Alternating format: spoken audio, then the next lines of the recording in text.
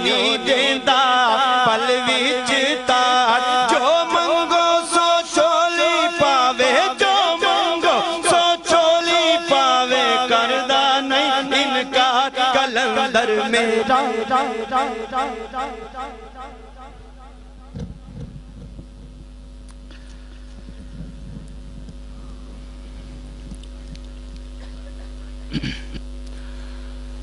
عجب انداز تجھ کو نرگس مستانہ آتا ہے عجب انداز تجھ کو نرگس مستانہ آتا ہے کہ ہر ہوشیار بننے کو جہاں دیوانہ آتا ہے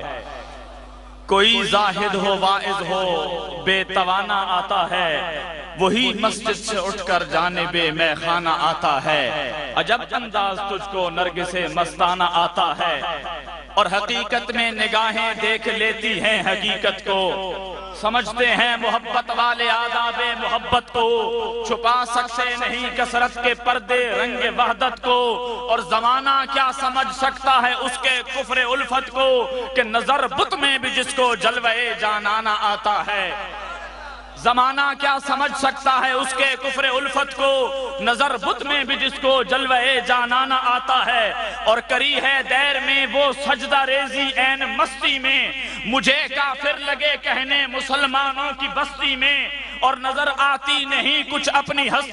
ہستی میں کچھ ایسا کھو گیا ہوں دل کے ہاتھوں بت پرستی میں جدھر جاتا ہوں میرے سامنے بت خانہ آتا ہے کچھ ایسا کھو گیا ہوں دل کے ہاتھوں بت پرستی میں جدھر جاتا ہوں میرے سامنے بت خانہ آتا ہے اور ہر ایک غواص کو غافل در عرفان نہیں ملتا غواص کہتے ہیں موتی نکالنے والے کو ہر ایک غواص کو غافل در عرفان نہیں ملتا نہیں اس راہ میں مقصود دل آسان نہیں ملتا کبھی گلشن میں کانٹا بے گلے خندہ نہیں ملتا کبھی ایمان نہیں ملتا کبھی گلشن میں کانٹا بے گلے خندہ نہیں ملتا نہ گزرے کفر سے جب تک کبھی ایمان نہیں ملتا کہ پہلے تو حرم کی راہ میں خانہ آتا ہے کہ پہلے تو حرم کی راہ میں اور نہ حاصل ہے سکون صحرا میں اور نہ دل کو بستی میں بلندی پر گزر ہوتا نہ ہوتا میرا پستی میں خبر تک بھی نہیں کیوں محب ہوں الفت پرستی میں حجاب ذات کے پردے اٹھے ہیں کیف و مستی میں نہ جانے کس کی ہستی دیکھتا ہوں اپنی ہستی میں حجاب ذات کے پردے اٹھے ہیں کیف و مستی میں نہ جانے کس کی ہستی دیکھتا ہوں اپنی ہستی میں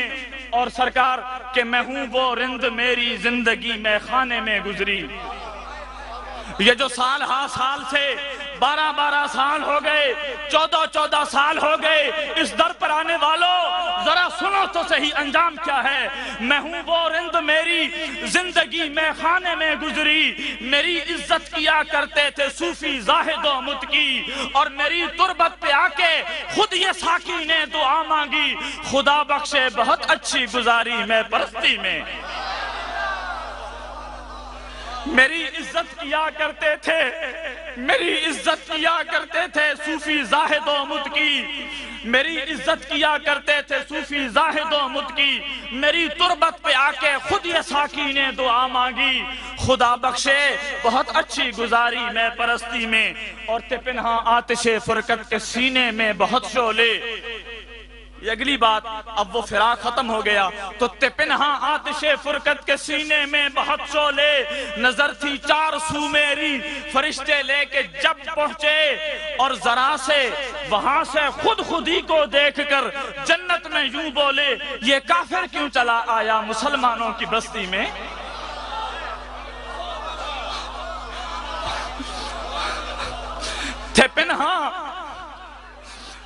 تھے پنہاں اب مر گیا اب چونکہ تربت پہ ساقی آکے وہ کہہ گیا نا اب کہا تھے پنہاں آتش فرقت کے سینے میں بہت شعلے نظر تھی 4 سو میری فرشتے لے کے جب پہنچے اور وہاں سے خودی کو دیکھ کر جنت میں یوں بولے یہ کافر کیوں چلا آیا مسلمانوں کی بستی میں اور تیرے جلوے بھی رہتے ہیں صنم بھی اس میں رہتے ہیں تیرے جلوے بھی رہتے ہیں، صنم بھی اس میں رہتے ہیں، ہے اہل دیر بھی اہل حرم بھی اس میں رہتے ہیں، اور انہی پر ہی نہیں موقوف ارے ہم بھی اس میں رہتے ہیں، انہی پر ہی نہیں موقوف ہم بھی اس میں رہتے ہیں۔ ہر ایک طرح کی دنیا بس رہی ہے جن کی بستی میں، یہ کافر کیوں چلا آیا مسلمانوں کی بستی میں۔ اور آخری شعر کے تجلی بار ہیں، سامنے ہے، تجلی بار ہیں اور پردہ حائل میں رہتے ہیں۔ سامنے وہ جو سامنے ہوتا ہے وہ نہیں ہوتا جو وہ دکھتا ہے، وہ جو سامنے نہیں ہوتا وہ تو وہ ہوتا ہے۔ کیونکہ کسی نے کہا کہ صاف چھپتے بھی نہیں، سامنے آتے بھی نہیں، ارے کس کرینے سے چلمن میں چھپے بیٹھے ہو۔ تجلی بار ہیں اور پردہ حائل میں رہتے ہیں، تڑپتا دیکھنے کو حرکت بسمل میں رہتے ہیں۔ بنا جو آب و گل سے دل وہ کب اس دل میں رہتے ہیں، ارے پکارو تو کوئی وہ اجڑی ہوئی منزل میں رہتے ہیں، کہ جس کی جان جاتی ہے اسی کے دل میں رہتے ہیں۔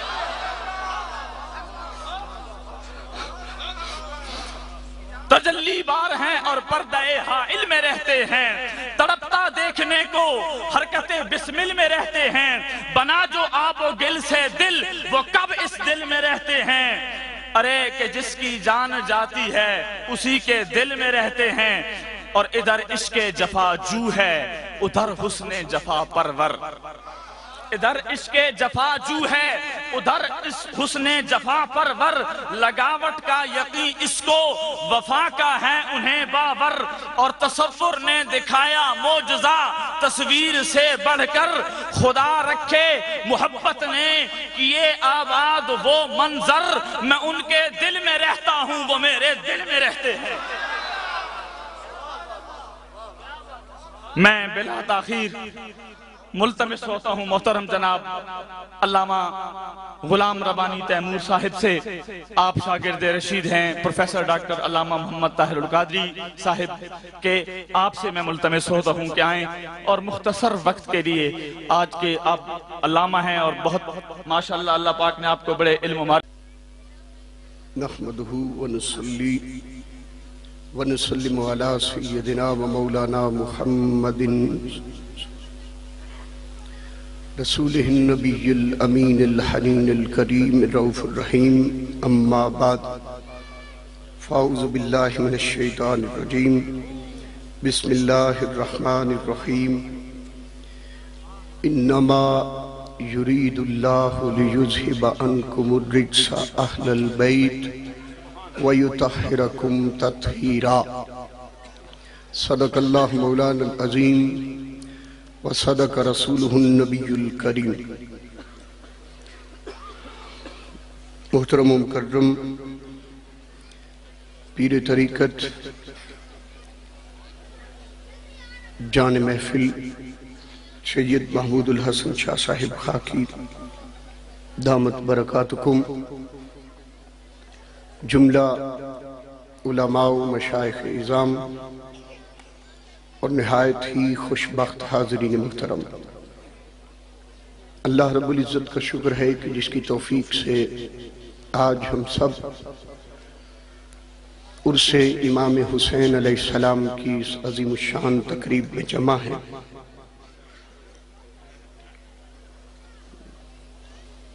دعا گو ہوں کہ رب کائنات ہم سب کی حاضری اپنی بارگاہ میں قبول و منظور فرمائے۔ ابھی حضور پیر صاحب نے ایک جملہ ارشاد فرمایا کہ آج کی محفل میں قصیدہ بھی نعت ہے۔ یقین جانیے کہ اس ایک جملے نے مجھے پتہ نہیں کتنے ساگر پلا دیے، کہ میں آج سوچ یہ رہا تھا کہ آج کی اس محفل میں صرف آل ابراہیم اور آل محمد کے فضائل بیان کروں گا، دونوں کا فرق بیان کروں گا، مگر اس جملے نے میرے ذہن کو کسی اور طرف لگا دیا، سو وہ موضوع آج ادھار رکھتا ہوں، کیونکہ یہ کرم